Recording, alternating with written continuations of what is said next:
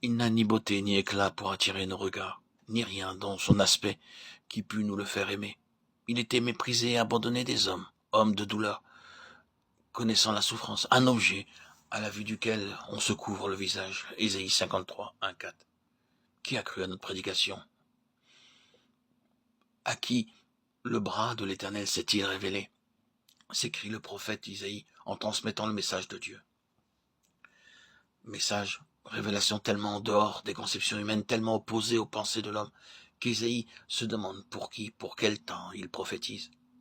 Les prophètes, les voyant lorsqu'ils annonçaient à l'avance les souffrances du Christ et la gloire qui suivrait, 1 Pierre 1, 11, 12, savaient que leur ministère s'accomplissait en faveur des générations futures, pour celles qui entendraient retentir le message de la croix.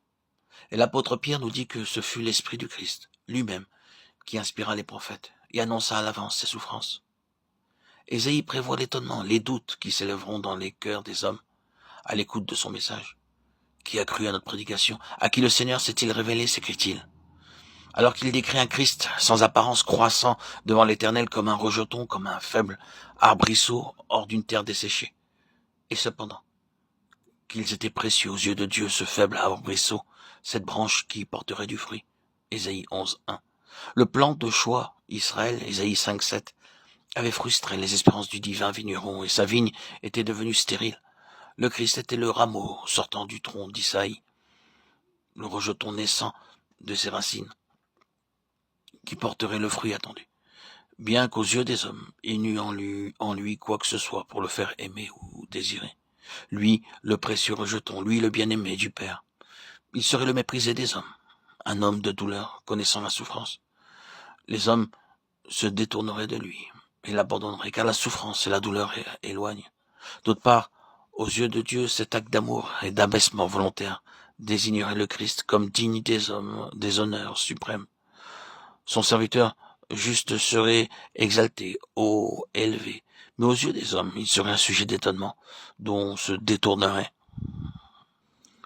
Tant son visage est défait, méconnaissable, tant son aspect diffère de celui des autres hommes. Ésaïe 53, 13, 14.